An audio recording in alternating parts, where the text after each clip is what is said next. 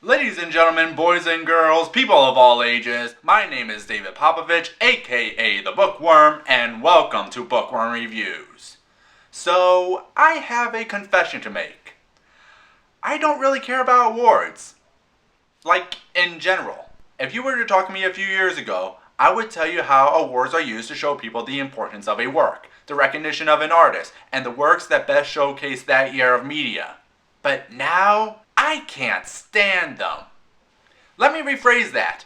I can't stand the complaints around them.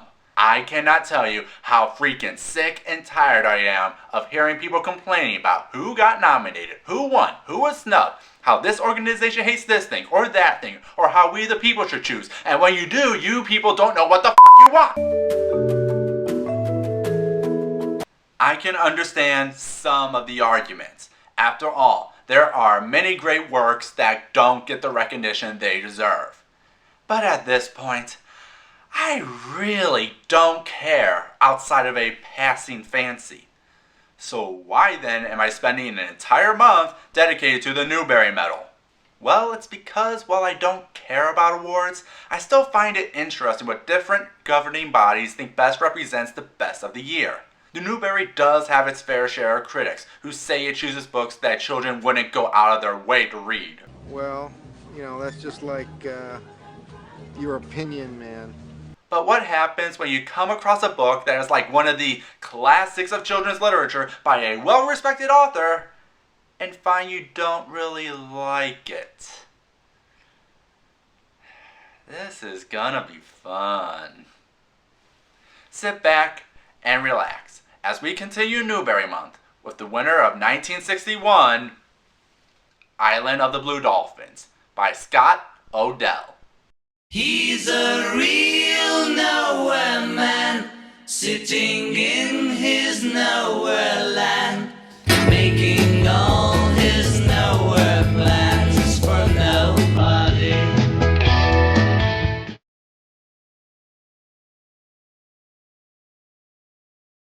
In the early 1800s, off the coast of California, is the Island of the Blue Dolphins, where the dolphins splash in the water, otters play in vast kelp beds, and 11-year-old Kurana lives alone. Losing everyone from her tribe, from foreigners to nature, we journey with her as she survives on a daily business dealing with, but not limited to, wild dogs, limited food supplies, tropical storms, and foreigners, till the day of her rescue.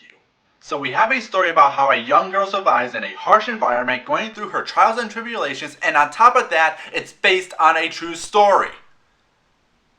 So why don't I love this book? Well, the answer is simple. It's boring. Like, really boring. Like you begin to fall asleep as the teacher tries every way to keep you awake. Boring. And there goes all my street cred as a critic, because I'm supposed to love this book.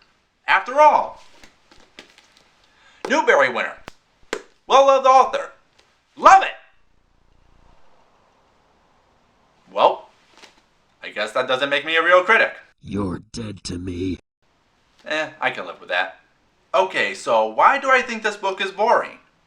Well, the writing is extremely simple.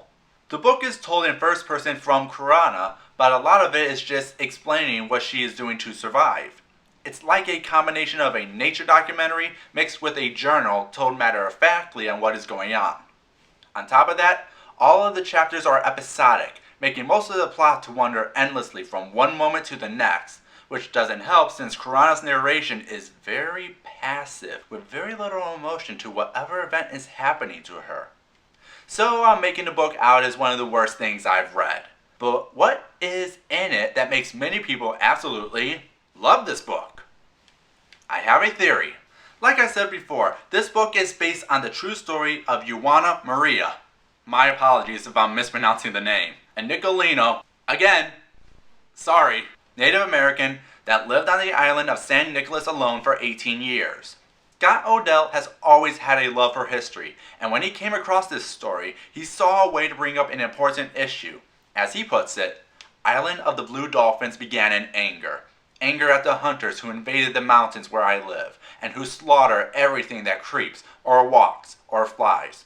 What he is talking about is people's disrespect to other cultures outside their own, i.e., how dumb the white man is, as well as his inhuman acts towards nature, not giving it the respect that Kurana's people did and killing a lot of them off. And it doesn't beat you over the head with it. Oh God! I think I know why people really love this book. Remember what I said about the writing? About how it's mainly stating facts? Well, I think that was intentional, because the book shouldn't have to tell us what's wrong. Just by reading what is there makes you think beyond what is being said, expecting you to read between the lines. Like, in the beginning, when a group of Aleuts come to the island to hunt for otters, but when they leave, they try to scam Kurana's people, and when they don't agree, many of them get killed. It tells the events matter-of-factly, and it almost comes off like it has no impact. But the book doesn't have to tell us what's going on is wrong. It expects you to get it without talking down to its audience. Oh my God! Kurana. How could I have missed the impact of Kurana as a character? Don't answer that. A female Native American kid surviving on her own by doing things that were once only done by the men of her village. Making weapons like a bow and arrow, building a new house, and even taming a wild dog to make a new life for her to survive. Considering all that she went through and goes through on a daily business, you can't help but admire her initiative to live. And this was made in 1960, people. Sorry, Katniss. Kurana beats you by 50 years. Oh my God. This book is one of the subtlest, thought-provoking books with one of the best female characters I have ever come across. Oh my God. I'm a dick.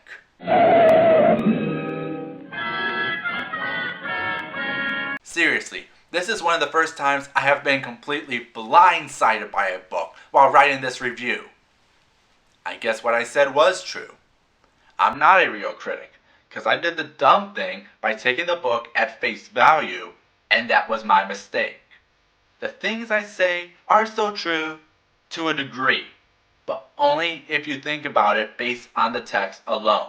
But go in between the text and think about the context of what you are reading, and you will find probably one of the most fascinating reads I have ever come across. At first, I was thinking I was going to use the "it's from a different time" defense, and that there were a few scenes that pulled on my heartstrings to justify my review. But now, I need to reread this. See what might have gone over my head the first time, and see all the little details between the lines, because the more I'm thinking about it, the more I want to read this again. Looks like I still have much to learn. What about you, Internet? What's your opinion about Island of the Blue Dolphins? Now if you excuse me, I got some meditating to do. Oh. And next week is the book Secret of NIMH is based on. Till then, have a nice day. God, I love children's books.